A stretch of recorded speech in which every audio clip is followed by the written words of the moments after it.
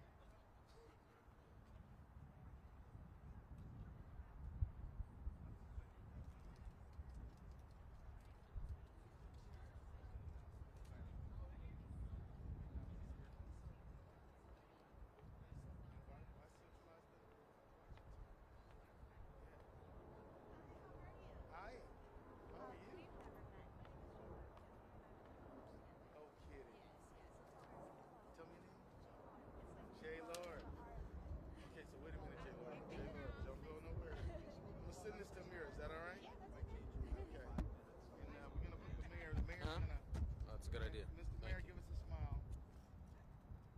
There you go. Tell her I say hello too, would you please? All right, so I'm starting you off, and then we'll stand in the line, and I'll have you for next to me, and behind the mayor. Okay. So, What a beautiful sky. up here, and then you're here, and then. Okay. What I do. Oh, and then so, well, how about you step up one, I can do that. and then Ruth on the other side of it. Okay. And then I count down one. All right. Like this. Yeah. Put your right arm do it. in and your right arm out. Ready? Ready? Good morning. I'm Melvin Carter, Mayor of the City of St. Paul. And I want to thank you all for joining us at our beautiful state capitol. And I want to thank everybody who's joining me here, especially Attorney General Ellison, my lawyer. You have always been a strong ally to the City of St. Paul, and I hope to continue our partnership as your office builds off the Medical Debt Fairness Act. Ruth, thank you for being here on behalf of Undue Medical Debt, our national nonprofit partner who has eliminated over $9 billion in medical debt across the country. That's right. Thank you. Since the day I announced our medical debt reset initiative, Ruth, you and your team at Undue have worked diligently alongside our Office of Financial Empowerment to make today a reality. Director Akram Kaliso, Office of Financial Empowerment and Financial Capability Director, Manager Casey Wiedrick in our Office of Financial Empowerment. It goes without saying that we would absolutely not be standing here without your commitment to this work, so I want to thank you as well. And to Walt Myers, who is here with me, Walt, thank you for sharing not only your own story, but also the story of your late wife, Sue. Your experiences serve as a proud reminder of why we do this work and who we do this work for.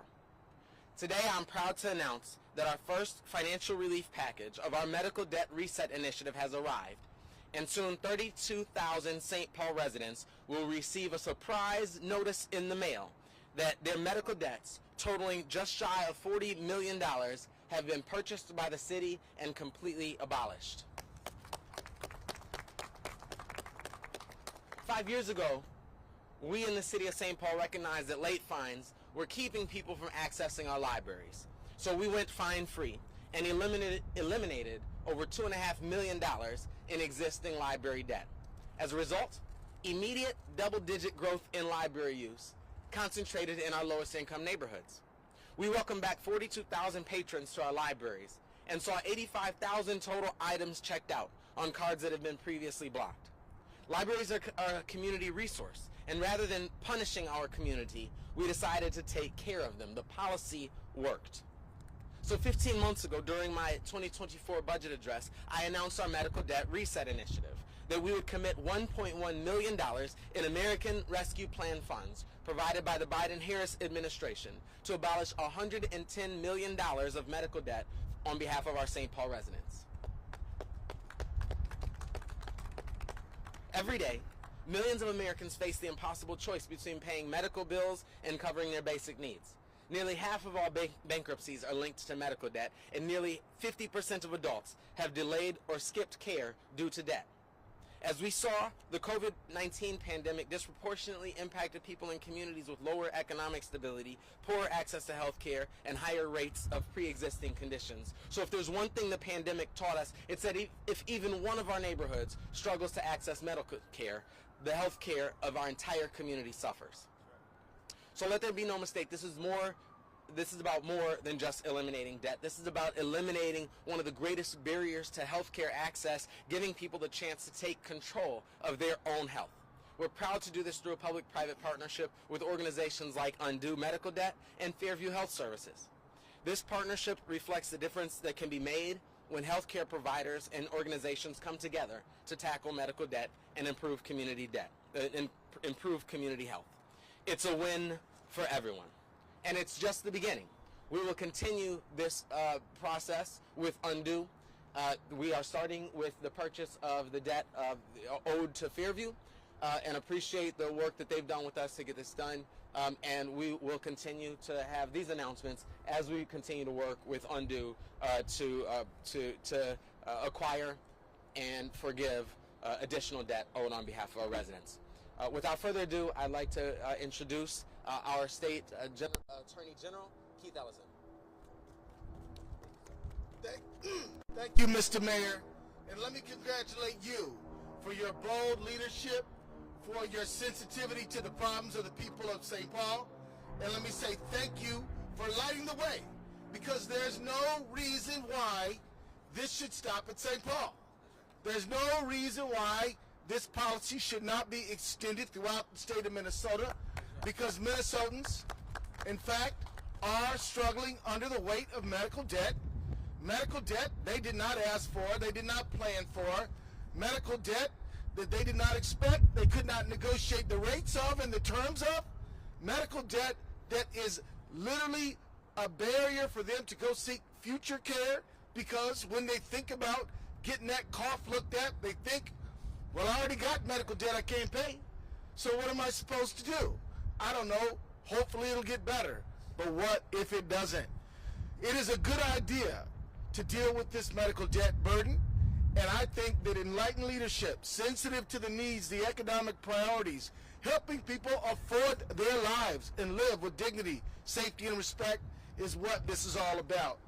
And let me just say, we're building on something, because last year, our state legislature, through the leadership of Senator Liz Bolden and Representative Liz Ryer, came together and passed the Debt Fairness Act, making sure that we structured debt better so that there was a little better ability to repay. It wasn't ruinous to the debtor and put the creditor in a position where they might actually get some money back one day. It was a good policy designed to make sure our economy was working better than it was with regard to debt. And this particular initiative in St. Paul allows us to move even further forward. So thank you. I want to let you know that this is the kind of policy and leadership that we need. We need it in St. Paul. We need it in Minnesota. We need it in America. Thank you very much. Thank you. There we go. Thank you, sir. And I'd like to introduce Walt Myers. Thank you for being here, Walt. Thank you, Mr. Mayor. Good morning. My name is Walt Myers. I'm a lifelong resident of Minnesota and a father of three. I'm a U.S. Army veteran. I'm a cancer survivor. And I'm a volunteer at Cancer Legal Care. So this is really a big deal. I mean, it affects so many Minnesotans in need. And today, 32,000 Minnesotans will receive $40 million of medical debt relief, and more to come.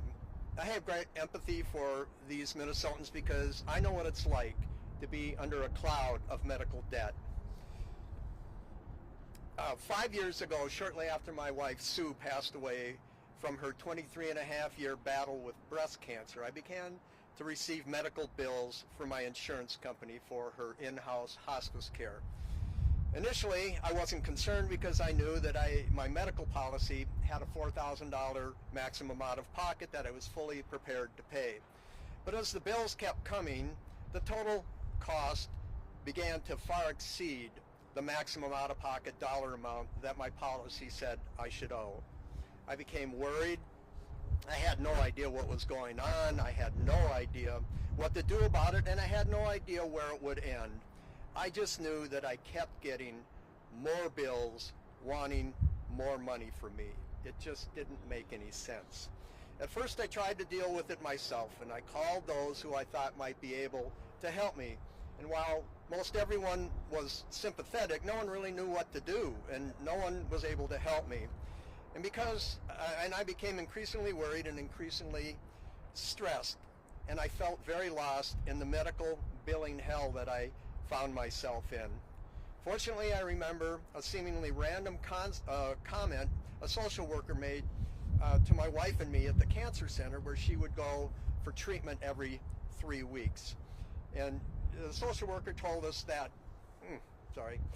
if we were in ever need of legal services, there was this organization called Cancer Legal Care that provided free legal services to cancer patients in Minnesota. And I remember thinking at the time, well, why would I ever need something like that? So I called them, and I was put in contact with Bill, their insurance expert, and together we explored ways to deal with what had become a unexpected six-figure medical debt. With the help of my former employer, we came up with a possible solution that we thought might work. We contested the charges and then we waited. After almost a month of waiting, we heard back from the insurance company with what ultimately turned out to be $135,000 of medical debt had been entirely forgiven. Every penny, it was gone. I was stunned and I was incredibly relieved. And I don't know how else to describe this, but to me it was a life-changing event. Sometimes I wonder where I would be today if I hadn't remembered that random comment from the social worker at the cancer center so many years ago. And I suppose I would still be making monthly payments on a six-figure medical debt that I actually didn't know. So today, let's celebrate the good fortune of the 32,000, Minnesotans who will receive medical debt relief. And let's recognize all the hard work that those who made it a reality for those people. And maybe as a result of all of this, we'll be able to hear a few more life-changing stories. Well done, and thank you. Thank you all. Introduce Ruth Landé from Undue Medical. Thank you for doing the work. Thank you. And you can tell I'm not a real Minnesotan because unlike these tough guys, I need to wear a hat when it's this cold. So I'm really honored to be here. Yes, my name's Ruth. I'm from Undue Medical Debt. Let me just tell you how this works.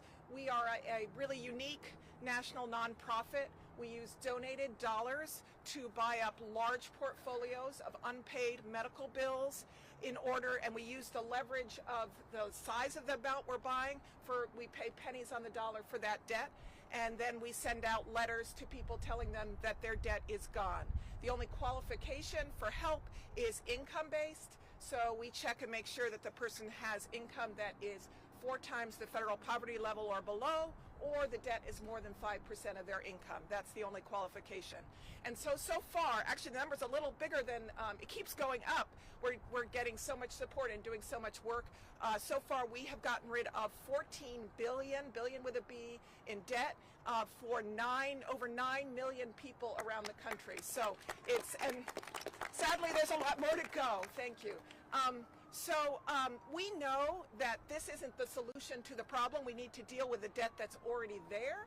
And policymakers and leaders all around the country, state and federal, are the ones who can help change the landscape going forward.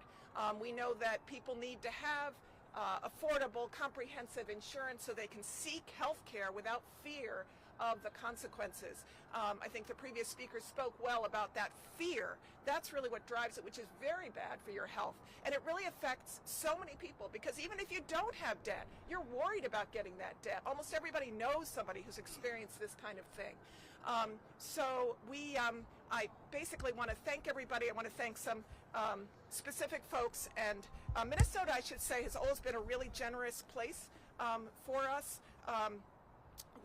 There's a faith-based group called The Alliance that's supported us for years in Minnesota. And of course, Mayor Carter helping us in St. Paul was really a leader within the state. Without the cooperation of Fairview Health, we wouldn't be doing this today. So I want to really thank Fairview, who stepped right out in front and has been a great partner to us. I'm going to read these things, and I'm going to do a call out to the journalists here. So here's a quote from Todd, a Minnesotan for whom we have relieved debt. He said, "I have suffered from heart disease since 2010 and have required some kind of surgery almost every year since. This has caused me to max my out-of-pocket costs for the last 14 years.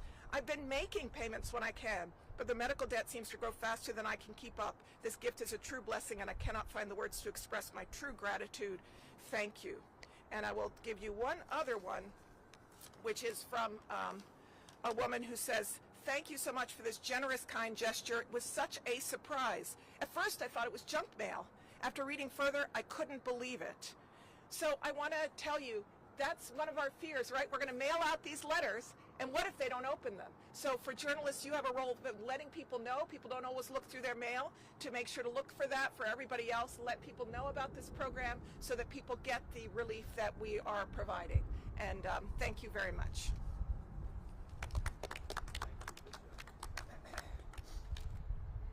Good morning. Thank you all for joining us here this morning. I'm Ikram Kuliso. I'm with our Office of Financial Empowerment at the city. Thank you, Mr. Myers, for telling us and sharing your story. And thank you, Mayor Carter and Attorney General Ellison and Ruth for all of your dedication to making this a reality for us as well. So today marks a powerful milestone, the abolishment of $40 million in medical debt for 32,000 residents and many more still to come. The achievement isn't just about erasing medical debt, but restoring dignity and peace of mind for thousands of our families in our city here. Medical debt quietly undermines health, stability, and hope for many of our residents in St. Paul and beyond. And we've heard many stories of families who, despite doing everything right, face overwhelming debt from unexpected medical costs. This burden touches every aspect of our lives, and we all can relate to and know people that have been impacted by this and can have impacts from housing to education, often pushing most of our vulnerable households further into hardship and poverty. Our work of the Office of Financial Empowerment at the city is rooted in the belief that financial health is essential for individuals, and not just individuals, but for our overall community well-being. Initiatives like College Bound St. Paul, our guaranteed income, promoting worker co-ops, and also initiatives like this now with medical debt provide an opportunity for us to work holistically and have that approach to financial justice to serve our St. Paul residents. We know that when families are financially secure, our entire community flourishes. I want to thank our partners at Undue Medical Debt, Fairview Health Services, and everyone in the mayor's office and beyond that's championed this initiative. The letters going out to families shortly are not just letters, they're messages of hope and a testament to what is possible when we prioritize our people and our families. Together, we're proving that transformative change can happen here in St. Paul, and we hope that today's successes serves as a blueprint for a statewide relief. Let's continue working together on a future where healthcare doesn't lead to financial despair, but rather a healthier, more equitable Minnesota for all of us. And thank you all for making this possible for us going forward.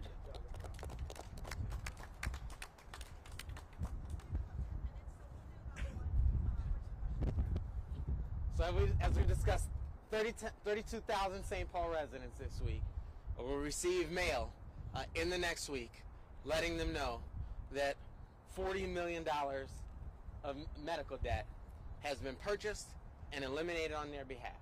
Happy to take any questions.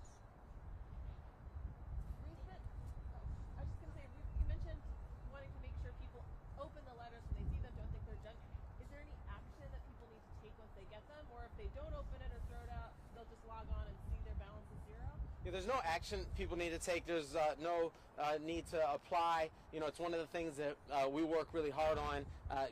Many of you have heard me say with regards to, for example, our college savings accounts initiative, when we say that's available for every child born in our city, what we mean is there's an application to not get a college savings account when you have a child born in our city.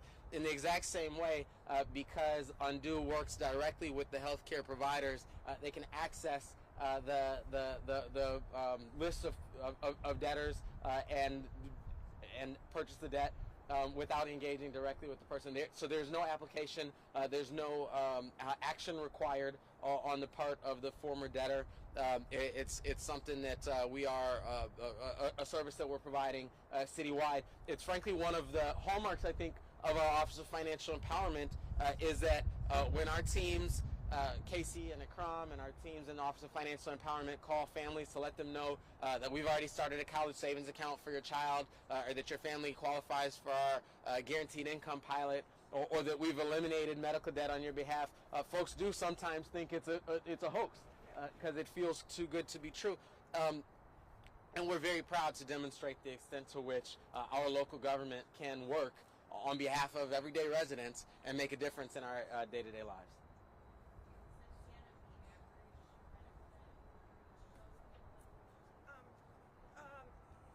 I don't have it for this particular one, but it's usually somewhere between 1,000 or 2,000, which is more than the average household has, sitting around. But yeah, but it can range hugely. It can be huge. One of the gentleman talked about, thousands of dollars, or it can be $500. Big range. Mayor, do you have an idea of when the next relief will be? Soon, I think. Yeah, I used to work at hospitals for years, so I ran billing. Everything, moves slowly, but we have been talking to all the major systems in the area, and yeah, we've got a lot of things moving. So yeah, stay tuned is what I would say. Yeah, stay tuned. In my budget address last year, we shared that all of our major hospital systems in the state have signed on to do this with us. So Fairview has gone first, and we expect the rest to follow shortly. Is there a timeline to reach that $110 million goal? There's not. I don't think there's a specific I think so. delineated timeline. Obviously, as soon as possible.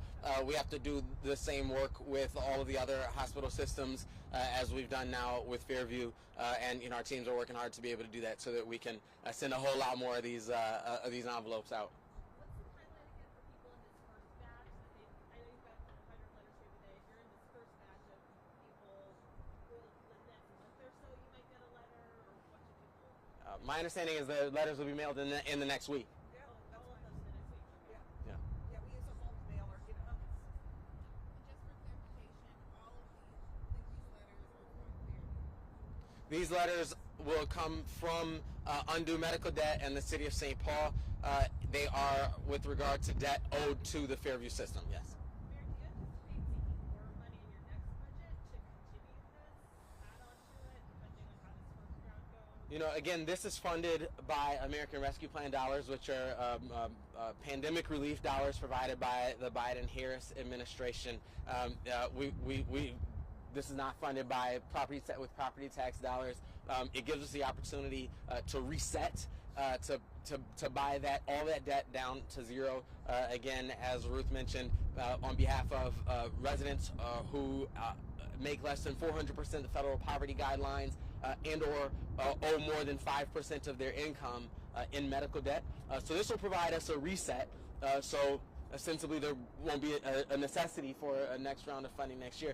As Ruth mentioned, this doesn't solve the problem. The underlying problems with our kind of global healthcare systems that lead to $40 million, $110 million in medical debt in the first place are still problems that we need leaders like Attorney General Keith Ellison and the legislators he mentioned to help us resolve at the state capitol, and we need leaders in the federal government to help us resolve. This gives us a reset in St. Paul so families can breathe a little bit easier, so families can know, like I said, if eliminating library debt resulted in double-digit increases in library use in our lowest income neighborhoods, we're really excited about the freedom that eliminating medical debt will allow us to go to the doctor and get the types of preventative care that we all deserve. Mr. Myers, a question for you. Okay. Thank you. What's it like for you to be standing up here today, just taking a look at this box, knowing that this type of help is coming for other people to maybe, when you were in a similar spot, opening such a letter? It's life-changing. I don't know how else to describe it. My wife just passed away. I was dealing with all of that, and then all of a sudden this unexpected six-figure medical debt came, and it doesn't have to be a huge amount like that. It's whatever helps the person, but there's no other way to describe it. It was absolutely life-changing for me to have that medical debt resolved, and I could get on with my life. So I would expect that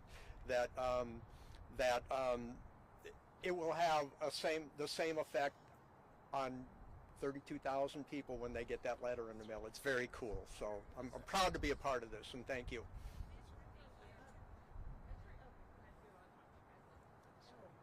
So every letter is a surprise, right? Can we talk about why that works and why that choice to have this be a surprise? You could be contacting all these people individually, or just, people who applied for this, or, talk about that. One of the things that we're well aware of is oftentimes when we create programs that we design to help low-income Americans, oftentimes we require those folks to prove that they're low-income Americans and, bring this and bring that.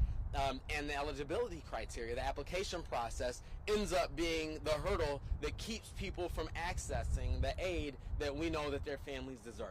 And so one of the things that we look for, and again, we've done this with regard to college savings accounts, we've done this with regard to a number of the different types of resources that we've brought online with the city, is systemic ways to identify the residents who need the help in the first place, so that we're not just helping the folks who have the quickest access to the internet. We're not just helping folks who are sitting around, watching a TV or sitting in front of their computer when we did the press conference. We get a chance to literally all of our low-income residents, everybody in our city who makes less than 400% of the federal poverty guideline or owes more than 5% of their income in medical debt. We get to wipe it clear for all of them. We don't have to stop and take time to say, hey, do you want your medical debt wiped clear? I think I'm confident what the answer would be. We don't want to ask people to jump through hoops to prove that they deserve to live free of medical debt. This is something that we are considering a public resource. That's why we're doing it this way. It won't be a surprise to them that they owe that debt. It'll be a surprise to them that they don't owe it anymore. And I think that'll be a welcome surprise.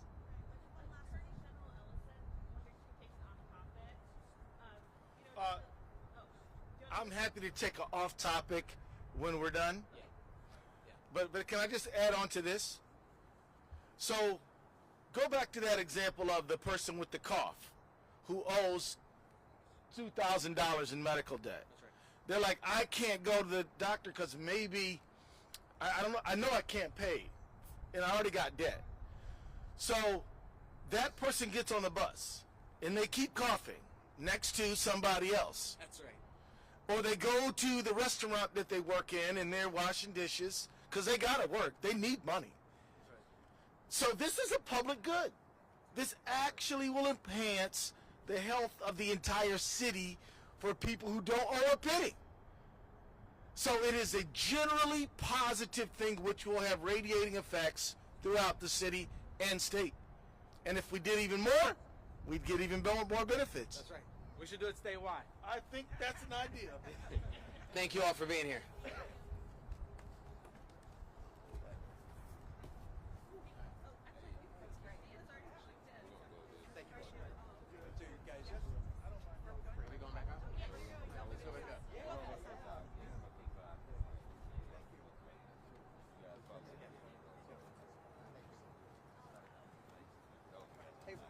Thanks, man. Hey, Ruth.